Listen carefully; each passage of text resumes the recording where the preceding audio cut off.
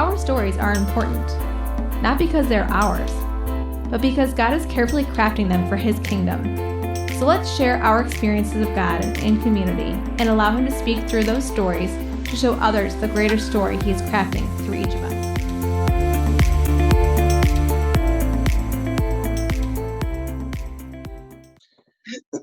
Hey everyone, and welcome.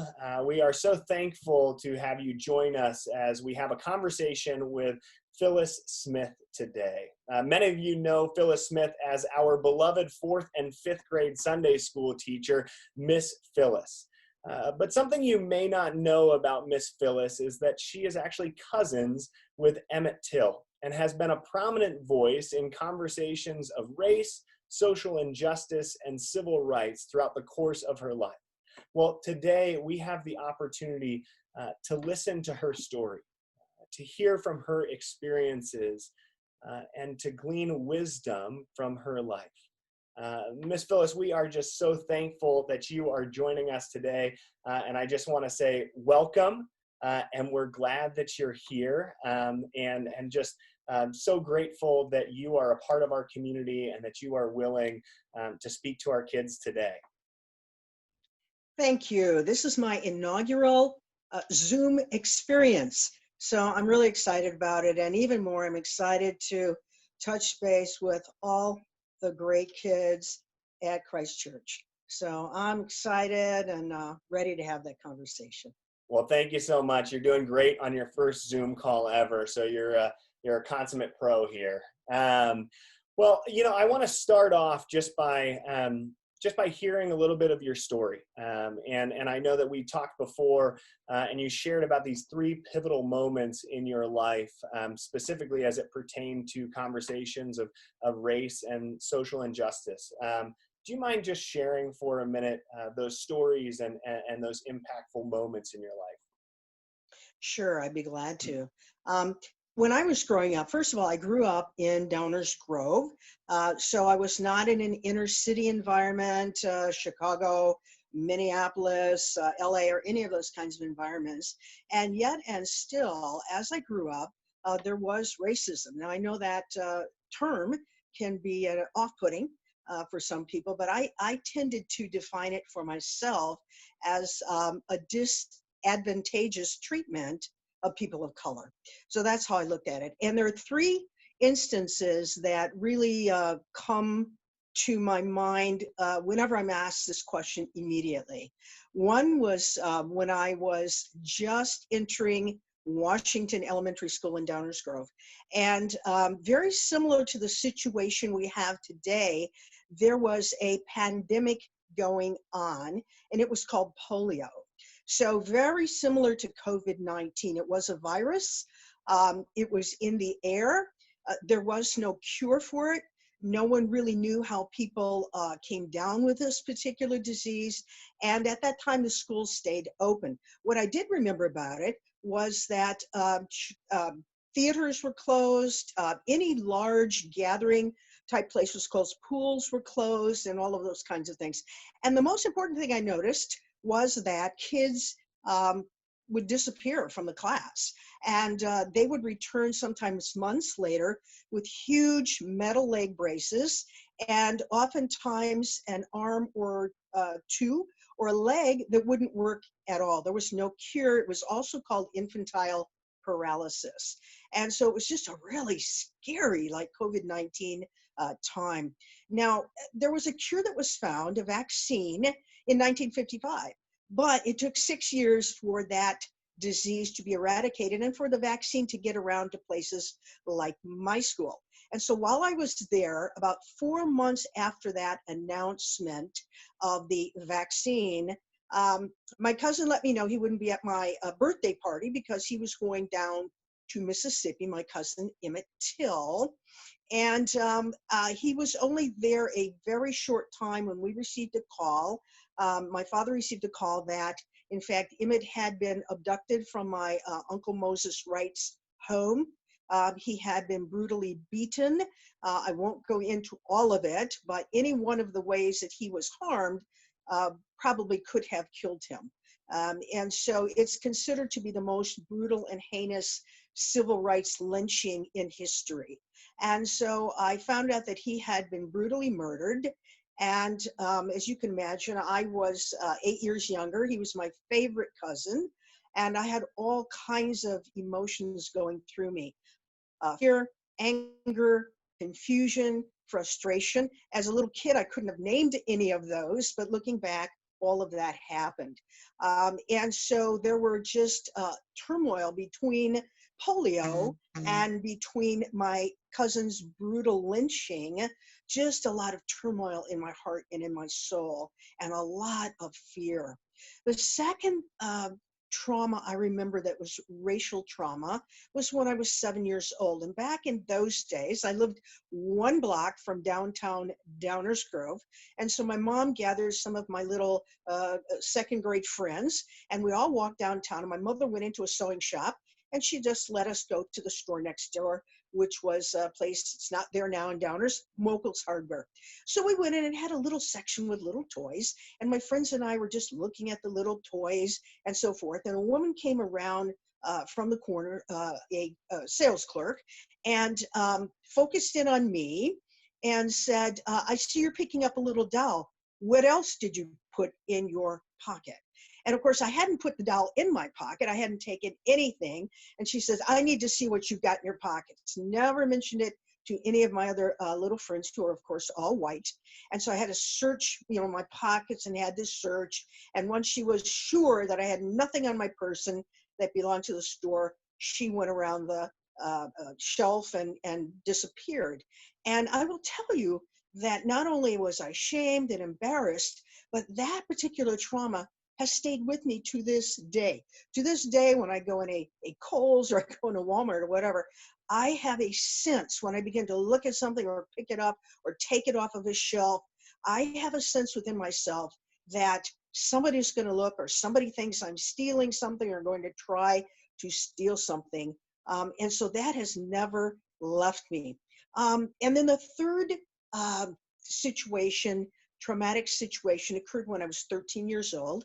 I was a student at Herrick Junior High School in Downers Grove, and I remember being called to the office, and I remember a neighbor driving me home and then saying, I'm so sorry, but your father suddenly passed away. Now, this was a daddy who was never missed a day of work in 20 years that people told me, perfectly healthy, and it was just so traumatic. But what became more traumatic was that my mother really wanted him buried in Oak Hill Cemetery in Clarendon Hills. And we found, and I may have the name of the cemetery incorrect, but it was in Clarendon Hills. And once she called, she received the message from them that they did not bury Negroes. And so she would have to look for somewhere else.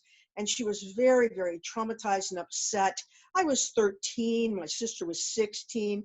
So we were able to have kind of an adult conversation with my mother regarding this. And she said, girls, we're going to have to postpone your dad's funeral because I can't find a place to have him buried. And so a woman called. My father was a part-time custodian for a very well-to-do businesswoman in Downers who owned many, many businesses, Mrs. McNeely.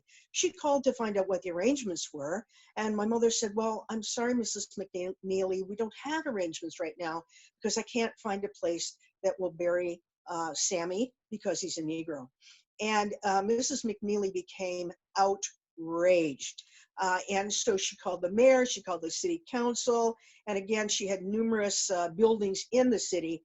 And she said, I don't care what you have to do, but you will let him be buried in one of my cemetery plots in Downers Grove, or I will pull every penny of business out of this town. And before the day ended, we had received a call that Mrs. McNeely had donated 3 of her personal burial plots to my family, and that my dad, Sammy, could be buried in that plot. And so, of course, once again, I had all of these feelings of confusion, frustration, anger. What's going on here? And I will say that Mrs. McNeely, a white woman, was wonderful and said, I'll pay for anything else you need. I'll pay for the funeral. I'll pay for whatever you need. And I'm letting the community know that we're going to celebrate this Negro man who was my trusted worker for so many years, my custodian, and is just a wonderful man. And that particular funeral was changed, and my heart was changed because of that situation. So we could record all day, and I could tell you situations and of things that happened in the community as I was growing up, not in the South, but here in the western suburbs. Well, Miss Phyllis, thank you so much for sharing those stories. Just I find it so remarkable to think about how these things that happened years ago in your life have formed the way that you engage with the world today, and how these circumstances have shaped who you are as a person. And I think that right now we're in a time where we're experiencing circumstances similar to the ones that you shared, and our community, unfortunately, probably finds themselves on the other side of those stories. I think that it's easy for us as a community, and we're tempted to say that racism is a thing of the past, or racism is a thing of the South. But at the same time, it's hard to look at what's happening in our world right now and not recognize the parallels to the stories that you've shared, the parallels to the conversations that you had with your friends, with your family, with your community here in Downers Grove 50 some years ago. And in particular, the parallels between the lynching of your cousin and the murders that we've seen in the last few weeks of Ahmaud Arbery and George Floyd, just to name a few. Mm-hmm. As we continue in this conversation, can you help us think about what has changed in those last 50, 60 years? And then where are those places that you see as opportunities for us to continue to rewrite this story, to continue, as we've talked before, to find redemption in Christ in the midst of what's going on? Sure. Let me mention one personal one, and then I'll mention one policy, a couple of policies. A personal situation that I didn't mention was in high school. I was nominated for the Daughters of the American Revolutionary Award, called DAR. And I was filling out the application. I came to a section of the application, and it was all paragraph and writing. And I came to a section that said, please trace your lineage to the American Revolution. Apparently, this was a requirement to be considered for this Daughters of the American Revolution Award. And so I went to the sponsor, and I said, one of the teachers at Downers Grove North High School, and I said, I can't really fill out this section because I can't trace my lineage any further than Civil War due to the slave selling and trading, and our family can't trace beyond that. There was no type of way to do that. I'm thinking eHarmony. I don't know what that is with the little leaf, the little green leaf thing. Yeah, and Ancestry.com. Yeah, Ancestry. No, I'm not, folks. I'm not on eHarmony. Okay, please don't say that. Okay, that's out. That's out. So so the sponsor said, I'm really sorry, but we're going to have you withdraw your application. And so I wasn't considered for that award, but that has since changed, and I know the Daughters of the American Revolution still give out the DAR award, but the having to trace your lineage to the Revolutionary War has changed. And so there's a much broader spectrum of all ethnicities of students and races of students who are able to apply for that award.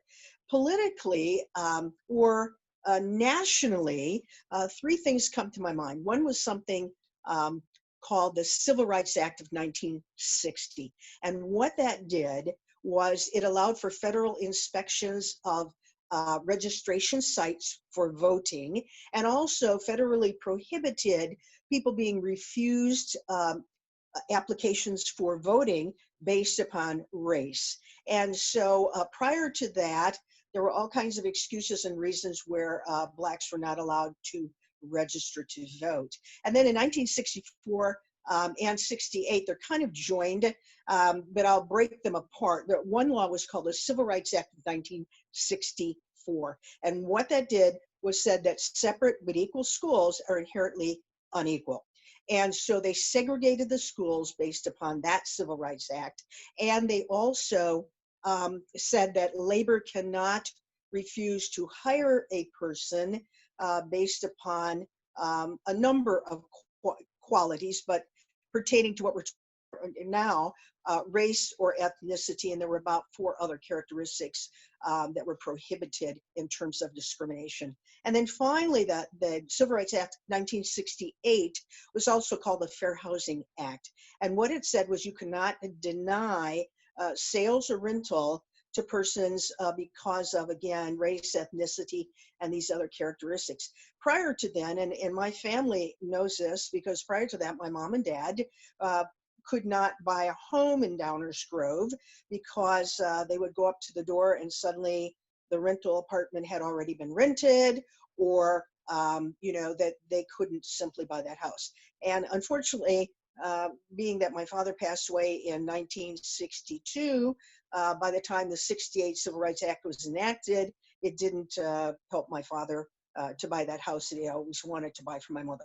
So those were some things, but those were, number one, policy issues that really didn't touch the whole country. And secondly, they really only touched Black people at that time. So if you were white, you really didn't have to think about registering to vote or going to a particular school or purchasing a certain home. So it didn't really make a difference to those who were unaffected, that Anglos who were unaffected by that particular rule and law. And so what I saw was that on the side of what has changed, policies changed, but hearts didn't. And so there was still a lot of sense of, at least that I sensed, racist thinking, disadvantageous thinking toward persons of color. And another thing that changed, or I should say something else that hasn't yet changed, but should have changed, is that that Act of 1964, the Civil Rights Act, that said that schools that are separate but equal based upon race or ethnicity are unequal, and you must integrate the schools. But honestly, for all intents and purposes, and I can say this not from what I've heard, but from what I experienced, that for 7 years, I was a supervisor of student teaching candidates at Trinity International University. And during that time, I went to over 100 schools in all places in this area. For instance, I went to the school that Michael Jordan's children had gone to, Bannockburn Elementary School. And it was plush with, I think of the words of Walt Disney, if you can dream it, you can do it. That was that school. Every child had anything they needed technologically, the top of everything. While I was there supervising for that semester, the children decided, for instance, that they wanted huge rubber balls to sit on instead of wooden chairs. And the teacher immediately ordered them. There was no lack of anything that they wanted. On the other hand, I visited schools in places like certain areas of Chicago, North Chicago, certain areas of Waukegan, and it was so diminished in terms of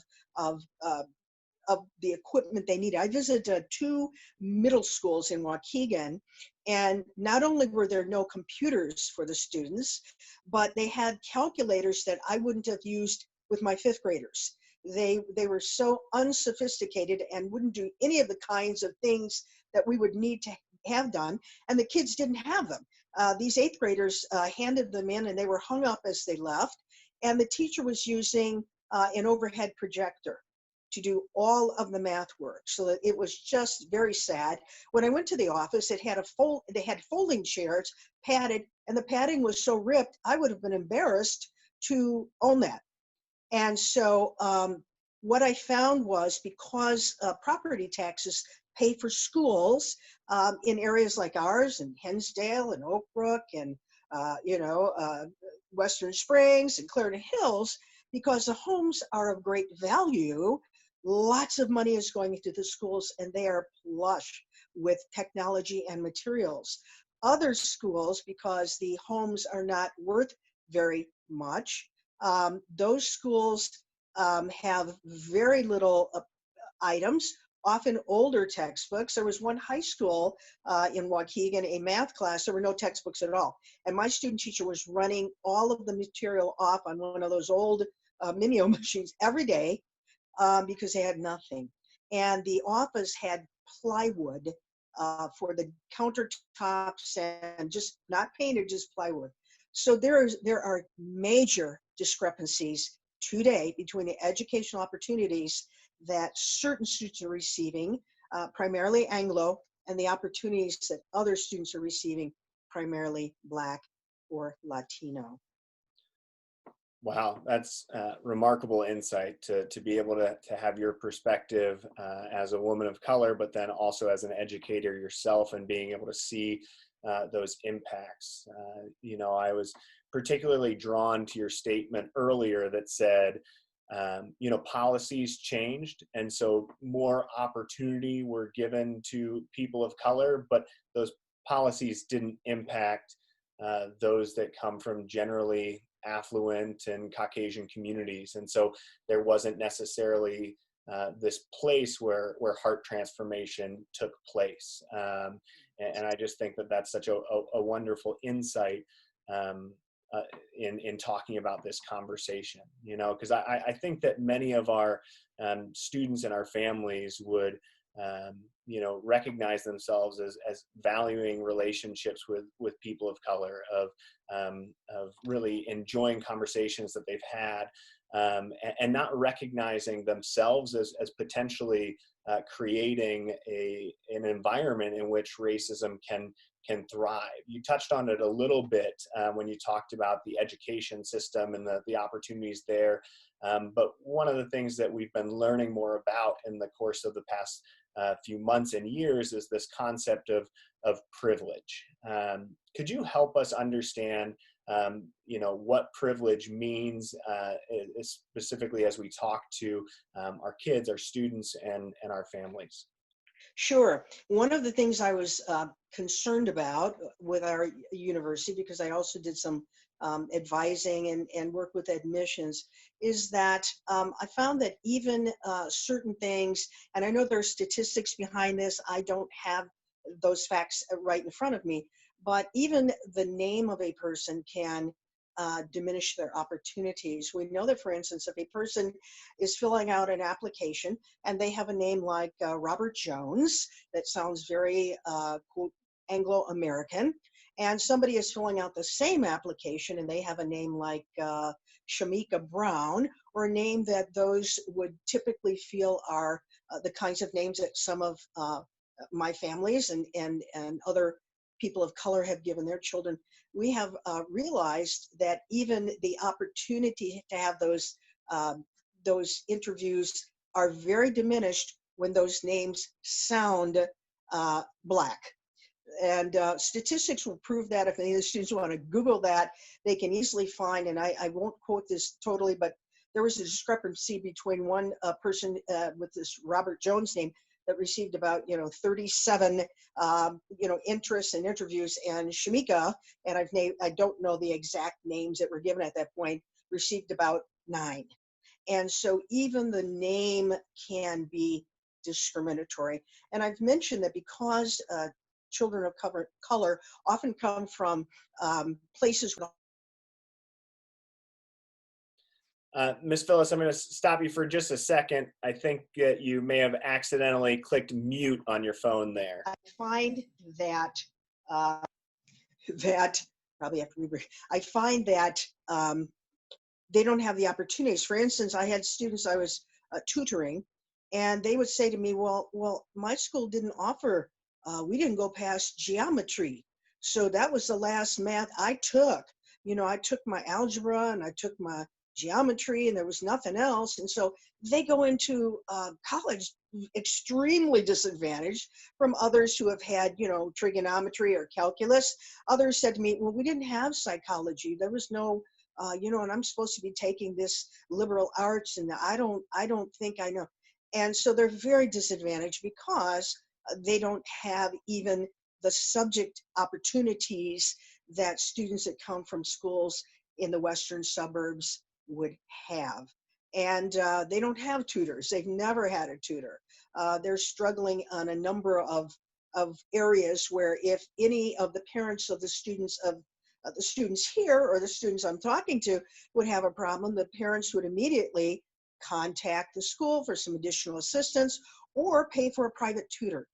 And I've been a private tutor for a student in the western suburbs, and so I know how this works, and it's all set up to be advantageous. For instance, does it matter that the Civil Rights Act of 1964 prohibited segregation, which in fact, by our living patterns, for all intents and purposes, our schools are segregated anyway. And so those kinds of things still exist. It's one of those things that I have seen. I'm not talking out of turn or making anything up. And I went to college very advantaged. I was one of the few advantaged. And quite frankly, my sister and I were the only Black students in Downers Grove North High School for her whole career. In fact, we were the only Black students in our elementary school, in Herrick Junior High School, and in our high school. My sister graduated never having another Black student in the school. And finally, in my junior year at Downers Grove North, there was one family who arrived from Chicago. They had been burned out, and someone sponsored them to be out here, and they struggled because they were very bright students, but they struggled because they came from a school that did not have the kinds of advantages that Downers Grove North has. So the problem is real. It's not made up. It's real. Yeah. And I've also had an advantage of finding that because I'm actually triracial, so I'm part Cherokee Native American, I'm part Scotch-Irish, and I'm part Black. The vast majority of my genetic heritage is Black, and I, of course, identify Black. But because I have some of these other characteristics, sometimes people weren't sure what I was. And so I've heard many conversations that when they look at me, they forgot, and they said, "Oh, I'm so sorry." There was one situation in high school. We were playing soccer, and I remember the soccer ball went way out somewhere, and one girl turned to another girl, two white girls, and the one girl said, "Would you go out and get the soccer ball?" And she pointed to her skin and said, "Do I look Black?" And implying that I'm not your servant or slave, so I don't have to get the soccer ball. Then she immediately turned to me and said, "Oh, I'm so sorry. I'm so sorry." In another situation, they were playing cards, and there was a term. I don't play cards, so I don't even know what the term renege means on the card game. Maybe it's to take back a bid. But I remember that the term they were using, and I cannot use it obviously in front of the students, but it was not renege. It was and the N-word. And then again, "Oh, that's not good. I shouldn't do that." But I've heard many of these things when the expectation was that I wouldn't have heard these things. I heard another man who was a Christian, and we're friends, and I know he loves the Lord, and he loves Jesus. And he said, and he's a freelance worker. And he said, "I had a chance to go in to the south side of Chicago and to do some repairs, but I knew it would be a very colorful experience, if you know what I mean. So I turned it down." And, then he's apologetic because he forgets that I'm standing there and he's talking. So from those few experiences, and I personally had many more, I believe that the sense of racism or the disadvantageous thinking of people toward people of color is very rampant. And policies, the Civil Rights Act, can't change what's in the heart and the soul. And so it still remains a huge problem in our society today. Yeah, I really appreciate you, kind of sharing from your experience and kind of looking at privilege from two different lenses. So part of privilege is recognizing that we have been afforded opportunities that others haven't. Just our Christ Church is in a very wealthy, affluent community. We have some of the best schools, not only just in the state, but in the country. And so the students that attend our programs, the children that are coming up through our ministries, are by nature of living where they are, privileged in a way that others aren't. But then that second piece of recognizing that, the way that we think, the way that we speak internally and in those closer circles of our friends actually speaks far more to our character and our ability to begin shifting these conversations. In talking before, you had mentioned that there were basically three things that you wanted to challenge our kids and our students to begin thinking about in order to start to reverse the trends of culture and start to become partners and advocates for people of color, and begin to rewrite the injustices that we've seen over the past few centuries. Do you mind telling us a little bit about those kind of three takeaways: a call to empathy and compassion, to prayer and confession, and then also to just discernment and listening to God? Do you mind telling us a little bit about that and how those things might play a role in allowing us to enter into these conversations in a better way? Sure. The fourth and fifth grade kids certainly know that I'm a talker, and you now know also. And I'm an ultra extrovert, okay? So I, of course, saw the heinous and brutal, horrible video of literally watching George Floyd, his life ebb away in front of my very eyes. And so any of the students watching who have seen that know exactly what I'm talking about.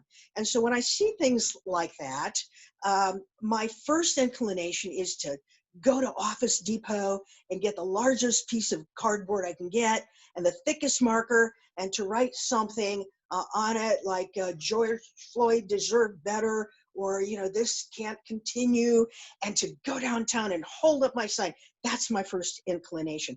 That's kind of who I am.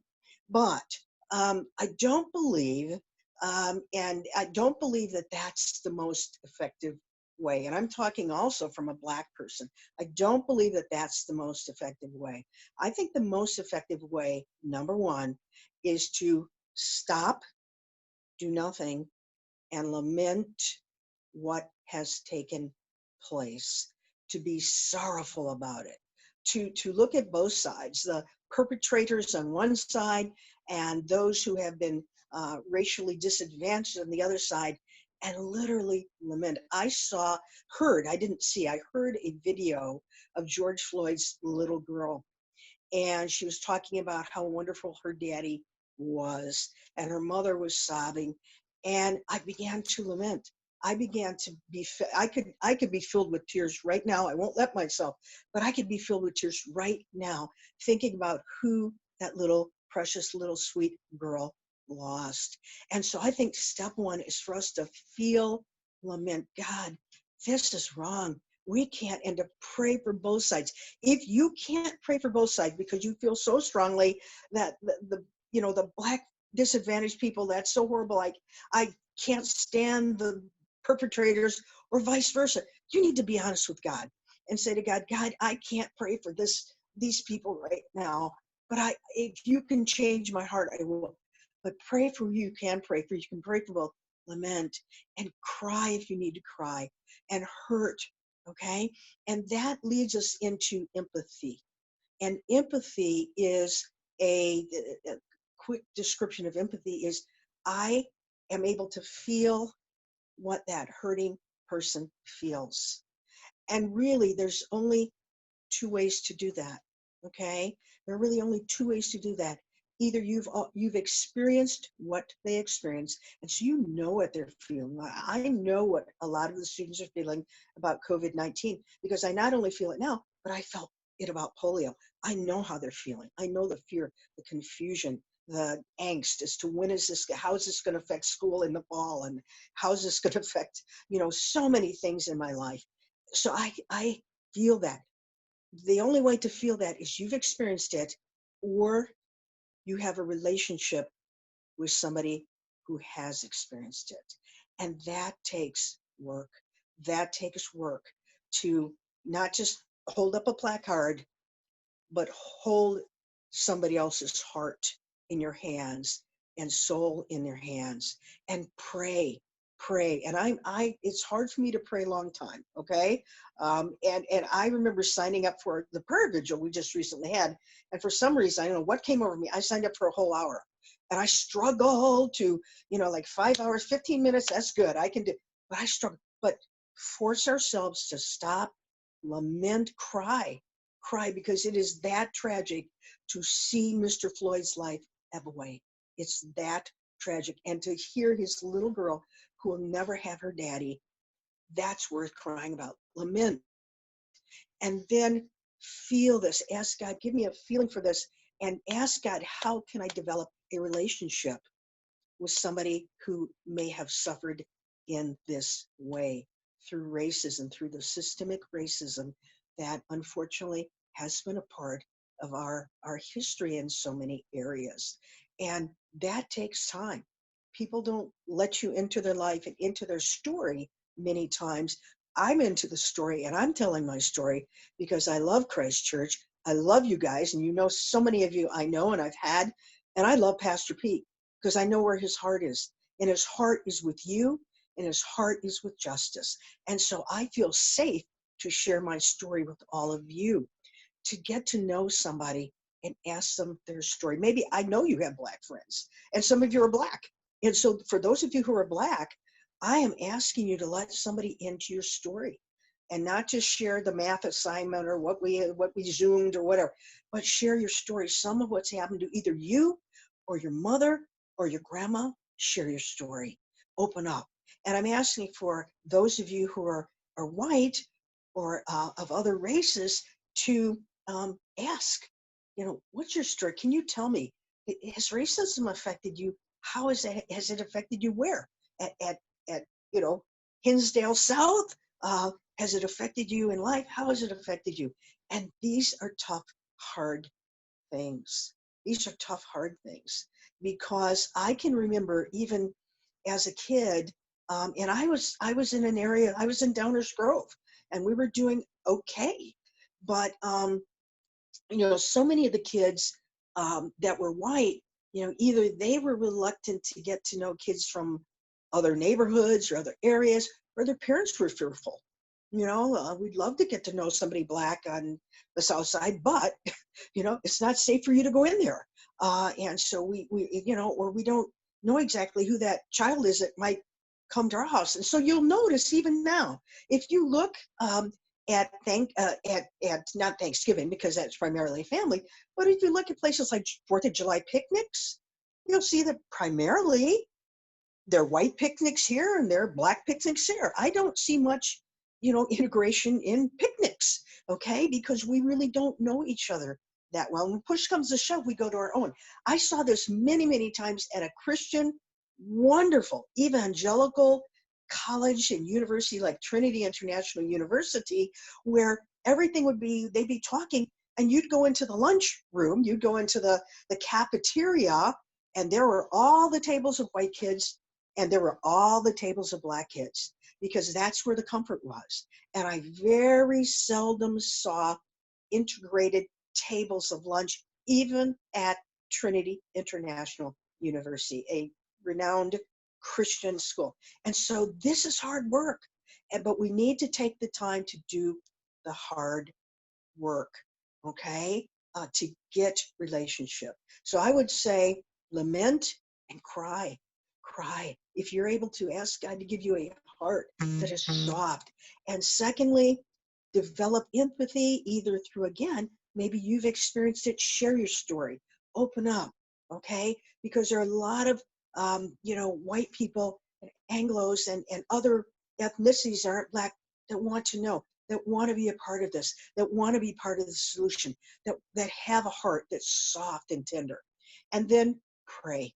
And I think those are the most effective things that we can do as Christian elementary kids, Christian middle school kids, Christian high school kids, and me, Christian senior citizens. So even though, don't say that, okay? That's we don't want that out there, okay? So, but that's what God is in the redemption business. There's nothing he can't redeem. He's into righteous reversals, and he can redeem anybody's story and anybody's situation. So that's what I would say. Man, I so appreciate the wisdom that you shared there, and I think something that I've been struck by, during this time, and I hear in your words is just, if we don't have that relationship, if we're not intentional about listening to the story, if we're not humble in saying that maybe my opinion isn't as important, that maybe my experience isn't what the rest of the world experiences, then we're never going to get to a place in which we can enter into the story and affect change. And so, I love to hear you say to lament with each other, to cry alongside each other as we mourn the loss. Even you just talking about George Floyd's daughter, and that offers a brand new perspective to me as a father that I wasn't thinking about during this time. And so I appreciate that and so value that wisdom.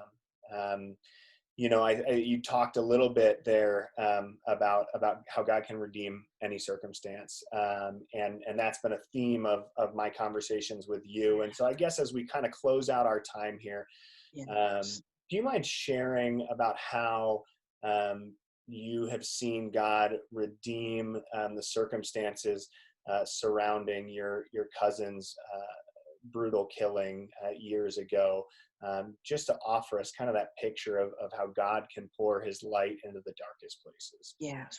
Well, my Emmett's mother, Mamie, at the time of his death in 1955, she was Mamie Bradley, and she later became Mamie Till Mobley. And she had a number of choices when her only son, she never had any other children, her only son was brutally lynched. She could have organized, and I'm not against protests, I'm not against that at all. I'm just saying what she chose to do. I'm not saying it's right or wrong, but she could have had massive protests in Chicago and other things, but she decided to go beyond that. And so she contacted the president, she contacted members of Congress, she contacted the news media, she contacted all kinds of people because she said she wanted Emmett's story to be larger than life. And she never wanted another mother to experience the pain that she was experiencing. And because she chose that route, she ended up having the audience of kings and princes. She went around the world. She talked to hundreds of thousands of people. There were, they say, hundreds of thousands of people at Emmett's funeral. She had the casket open so they could see what the face of racism looks like in the face, the massacred face of my cousin Emmett Till. She said, I want them to see what racism really looks like. This is what it looks like. And she piqued the interest of a lady that I know you've probably heard her name in history, of a woman named Rosa Parks. And when Rosa Parks boarded the bus that day in Montgomery, Alabama, and refused to relinquish her seat to a white gentleman, she said, when I chose to stay seated, I was thinking of Emmett Till. And so because my aunt chose the route of not diminishing, we don't diminish, we magnify, but there are ways to magnify. And so she magnified his death. She showed the brutality of racism, how ugly it really is. It isn't just a word. It's a brutal, brutal way of life. And she magnified how ugly it really, really is.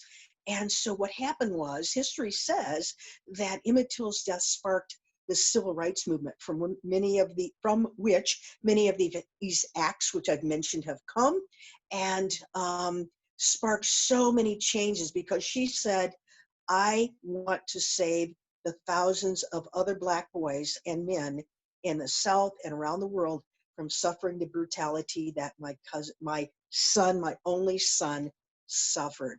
And so Emmett was the kind of guy, he loved Jesus. And his mom didn't go to Sunday school, but he took a bus every week to Argo Summit and went to Sunday school. at my cousin's church. And I know him. We never would have wanted that to happen, but I tell you what, he would have given his life to save thousands of other Black boys. And so God redeemed and continues to redeem the story. Emmett Till, people know him, and he is a magnificent figure in history, and he belongs to the ages now. And so that story has been redeemed, and we're still working to redeem Emmett Till's story through the kinds of things we're doing. And I continue to try to build relationships with people of other cultures as well. I was at a seminar at Christ Church a couple of years ago, and there happened to be clearly Muslim lady sitting next to me at this seminar. It was this seminar wasn't it was a medical kind of a psychological kind of thing to accumulate some additional hours that people in certain professions need to accumulate. And we had this wonderful conversation, and she ended up emailing me. She was interested in just knowing more about me and that kind of thing. And those are the kinds of things we need to be doing. And it's hard because it takes time. We can't develop a trust relationship in a day, and we need presence. We can't develop that relationship. I love texting too, and and all these other kinds of wonderful technology, Instagram, et cetera, but we can't develop those kinds of relationships through those technological, wonderful inventions. We need presence. We need somebody next to us. We need somebody saying, I'm here for you. And when you can't hold your hand up, I'm going to do it for you. And, and we need people that are going to contact that little girl and say, I'm going to help you get through school, and I won't pay for your college, and I'm going to honor your daddy, George Floyd, because he loved you, and so I'm going to take his place, and I'm going to love you. This is what we need to do, and it'll change the world. It'll give credibility to the fact that we say we're disciples of Jesus and that we love him. It'll give credibility to that, because that's what he did all the time. Wow, I've got shivers. There's nothing to add to that. I'm just so thankful to see, that story and how God has woven redemption through it, and just as you point out, how the willingness to be bold and be confident in engaging with others, in entering into that story, how that brought thousands of people to the funeral, how that brought hundreds of thousands, if not millions of people into the conversation, and how that affected change. And now Yes. we as witnesses and listeners and friends of you, Miss Phyllis, have a chance to become a part of that story too. If we're willing to lament alongside you, if we're willing to listen to your story, and we're willing to lean on God's leading in the days to come. I'm so grateful for the time that we've spent together. This conversation has been formative for me, and I hope will be formative for our families and our children and our students as well. Thank you for the opportunity. Definitely. All the students that don't know me, if you didn't know I was a talker, you do now. So That's right. It's been my joy and pleasure. Wow. And I'm praying for the students, because I know Christ Church students are disciples of Jesus, and they're for real. They're the real deal. And I know God is going to honor what they're going to do and how God's going to act in their lives about this situation. Well, thank you. That vote of confidence is another encouragement that we need to be active, and we need to be bold in expressing our faith, specifically as it pertains to issues of social justice. Can I put you on the spot and ask you just to pray for our time together and close us out in a word? I'd love to. Father God, we are so grateful that you are a God who redeems the story.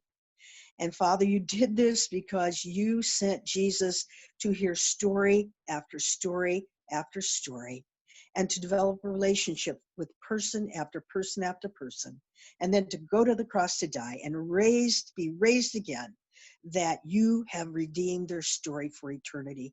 And Father, I know that right now the story of George Floyd and his precious little sweet baby girl looks so bleak and so horrible and so heinous. And indeed it is.